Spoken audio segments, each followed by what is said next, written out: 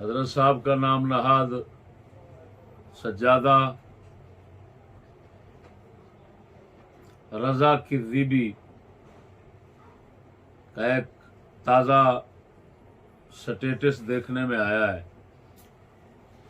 جس میں وہ ہمیں مبالغہ کی دعوت دے رہا ہے، بربادی کی بد دعا کی۔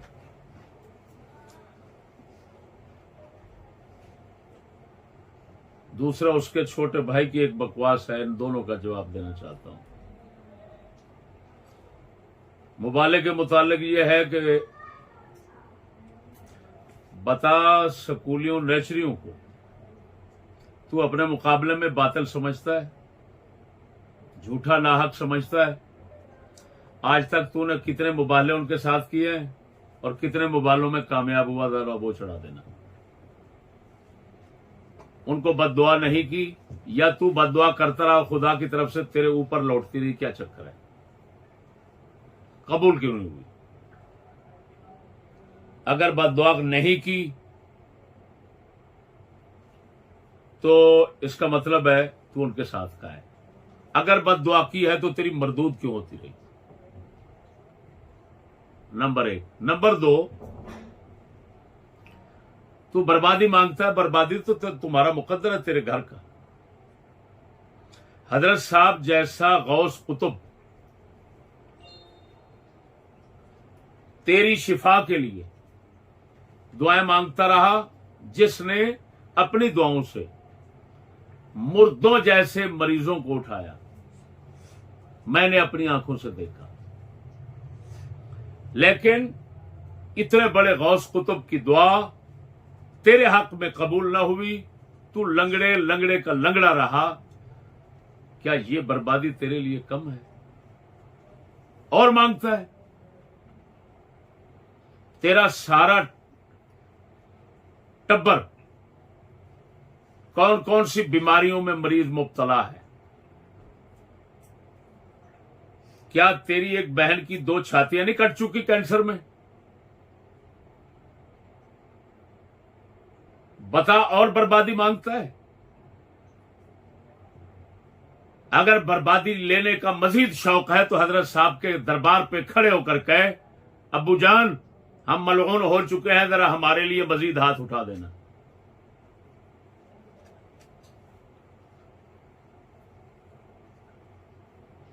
اور میری بات اور سن، سب سے بڑی لعنت بربادی یہی ہے کہ جو تو اپنے باپ کے طریقے کو چھوڑ کر یہودیوں کے طریقے پر چل پڑا ہے۔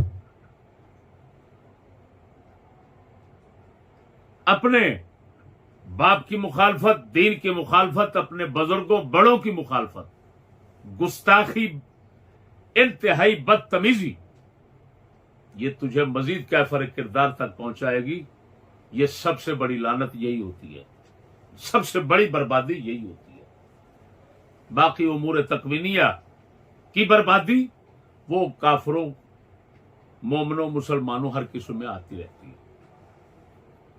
یہ اصل بربادی ہوتی ہے، اس سے اللہ رسول کا بندہ دشمن بن جاتا ہے۔ اس کے بعد تیرے چھوٹے شیطان کی بات کرتا ہوں، جس کو احمد رضا تم کہتے ہو۔ میں نے اس کا ابھی ایک کلپ سنا ہے، اس میں مجھے بھونک رہا ہے اور کہتا ہے، اے بیچارہ، اے بیچارہ، اوے چھڈو، کوئی بھی عرص تے نہ آوے، ایک بندہ بھی ہوئے اساں ختم کرا دیاں گے، پرواہ ہی نہیں، اے بیچارہ رول مرے گا، انج ہو جائے گا۔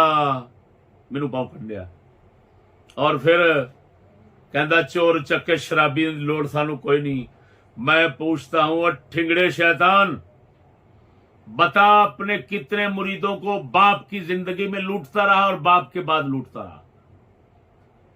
سامنے کروں تیرے سارے فراڈ۔ بغیرت اب بے نیاز بن رہا ہے، تو لالچی کتا ہے، جھوٹ بول بول کر اپنی پیری کے نام پر میں لاؤں سارے مرید تیرے سامنے۔